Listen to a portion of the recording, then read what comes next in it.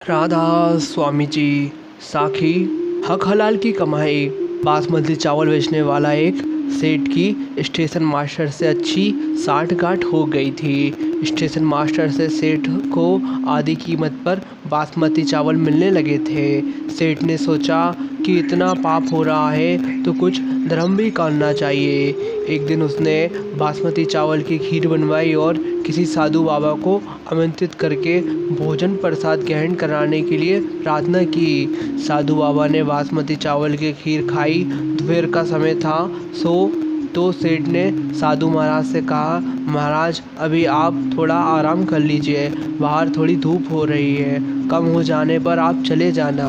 साधु बाबा ने सेठ की बात स्वीकार कर ली और एक कमरे में आराम करने पहुंच गए।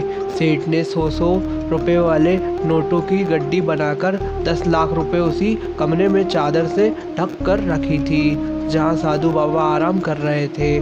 खैर अब खीर थोड़ी हजम हुई थी कि साधु बाबा के मन में ख्याल आया कि इतनी सारे रुपयों की गड्डी पड़ी है, 1-2 रुपयों की गड्डी उठाकर मैं झोले में रख लेता हूँ तो किसी को क्या पता चलेगा। इसी सोच के साथ साधु बाबा ने नोटों की गड्डी उठाकर अपने झोले में रख ली। शाम के वक्त साधु बाबा ने सेठ को आशीर्वाद दिया और अपने देकर चल पड़े। जब सेठ दूसरे दिन रुपयों को गिनने बैठा तो एक गड्डी रुपयों की कम निकली।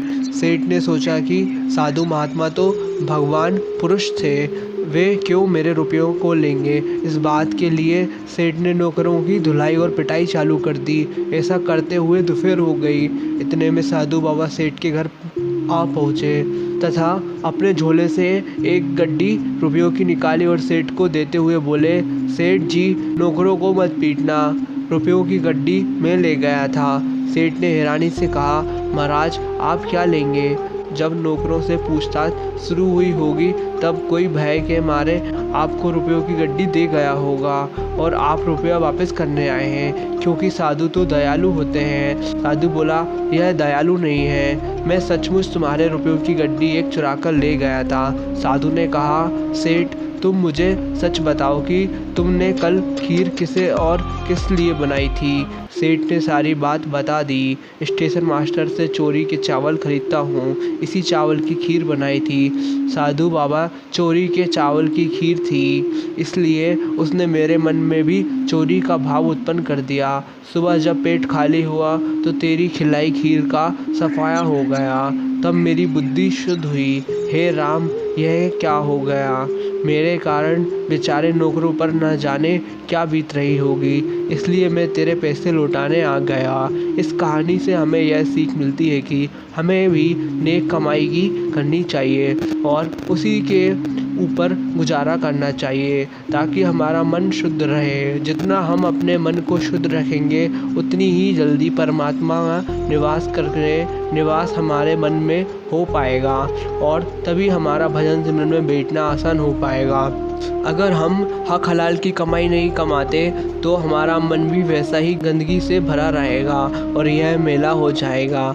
मैले बर्तन में मालिक कोई भी चीज़ नहीं डालता, क्योंकि अगर कोई चीज़ गंदे बर्तन में डाल दी जाए तो वह भी गंदगी का हिस्सा ही बन जाएगी।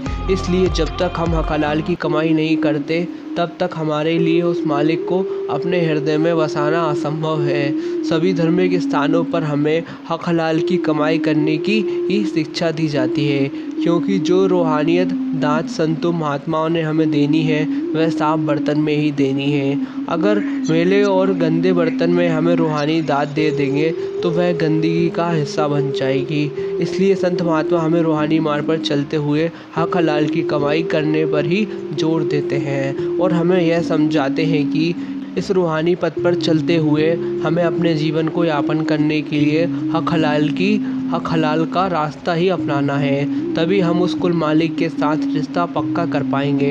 इसलिए हमें हक हलाल की कमाई करनी चाहिए। इसीलिए कहते हैं कि जैसा खाओगे अन्न वैसा हो जाएगा मन, जैसा पियोगे पानी वैसी हो जाएगी वाणी। 2 रोज़ आप मेरे पास रहो, 2 रोज़ मैं आपके पास रहूं सद्गुरु जी। 4 दिन की ज़िंदगी है, ना आप मुझसे दूर रहो और ना मैं आपसे दूर रहूं। आकाश में कुछ दूर तक धूल है, कुछ दूर तक धुआं है और कुछ दूर तक अंधकार है। शून्य साफ साफ देखा नहीं जाता। इसको पार करो तो शून्य को ठीक देखा सकोगे। इसी तरह स्थूल, सूक्ष्म और कारण इन तीनों पर करो तो स्वरूप भगवान को देख सकोगे। इसलिए हमेशा भजन सिमरन करो। जो पल, जो घड़ी गुरु की याद में गुजरे, केवल वही पल घड़ी सफल है। जिस सिमरन की बरकत से गुरु से प्रीत बनी रहती है, वह सिमरन ही जाप है, वह सिमरन ही ताप है, वह सिमरन ही व्रत है, वह सिमरन ही पूजा है। हर पल गुरु जी का शुक्राना करो। किसी ने मुझसे पूछा, गुरु से मोहब्बत और इंसान से मोहब्बत में क्या फ़र्क है? इंसान से मोहब्बत होने पर वो हमारी कमज़ोरी बन जाता है और गुरु से मोहब्बत होने पर वो हमारी ताकत बन जाता है। राधा स्वामी जी। आशा करता हूँ ये साखी आपको अच्छी लगी हो। अच्छी लगी हो तो वीडियो को लाइक कर दीजिए और चैनल को सब्सक्राइब कर दीजिए। राधा स्वामी जी।